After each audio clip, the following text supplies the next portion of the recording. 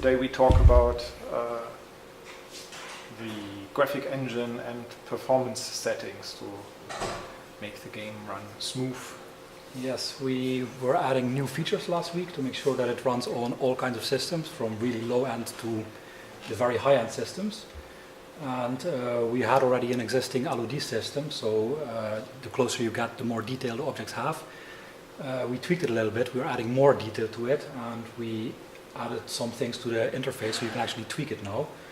And yeah, if you have the game running, you can enable the LOD-System. You see now everything which is far away is green, which means it's pretty low detail, because we're also pretty far away by ourselves.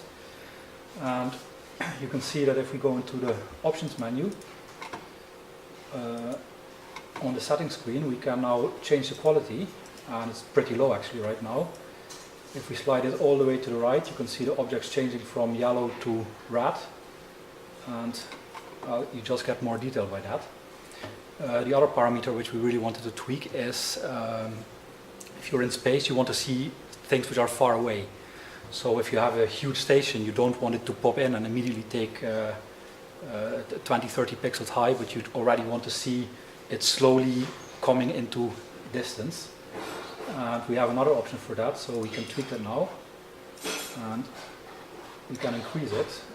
Right now I'm too close by to actually see the effect very well. But what happens in effect is that from even a distance of 80 kilometers, you already see a really tiny station, a few pixels high, which you can approach and then see. We're still improving that to increase performance even more, adding another level of detail specifically for some things which are really far away. And yeah, it's actually looking quite good here.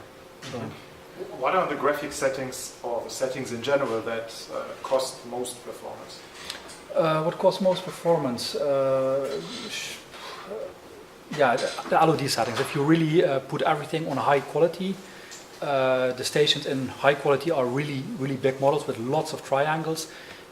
If you put that up, you will need a powerful machine. That's a fact. But on the other hand, you can scale it however you want, so you just slide it down if your computer is not fast enough, so the game is accessible for all kinds of machines. Mm-hmm. So but there are also some graphic features that you can only turn on and off, like shadows. Yes, yes, we have shadows. I have to take a look here. It's right now enabled. It's actually very nicely seen in the cockpit if you turn around, which right now I can't do if I'm in the menu, but I can go out quickly.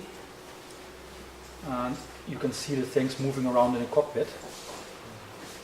And if I get closer to stations, you can also see shadows nicely over there. And of course you can disable them if the performance is too bad. Over here I just saw a ship, which you saw as a red color, which means it's a level of detail 0, which is the highest quality. And yeah, another thing which we can do is SSAO. We can enable that. 1 second. SSAO, you have well, maybe not everybody knows that it's basically the occlusion. Occlusion map means you see the dark corners of where the light doesn't get into a corner or an edge of a geometry, pre-calculated. Okay, well anyway, so you can turn it on and off and tweak performance with that.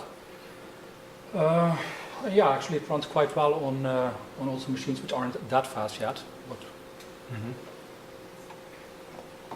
but of course people will wonder what kind of hardware the minimum requirement will be, or what the suggested hardware requirement is. I think it's pretty scalable. You can run it on pretty low-end systems. Now I would not suggest running it on a Pentium 1 or something like that.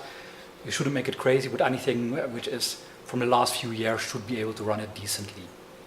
So I think that yeah, we made pretty big steps there lately, and performance optimization is one of the things where actually we're always looking at that, and even at this stage in the projects we're still finding places where we say, oh, we can have 1 or 2 frames more by doing this or that, and it's actually a constant thing, because some programmers add code and then add new options and things and not really looking at performance, so you have to keep that in mind, and we constantly are looking at that.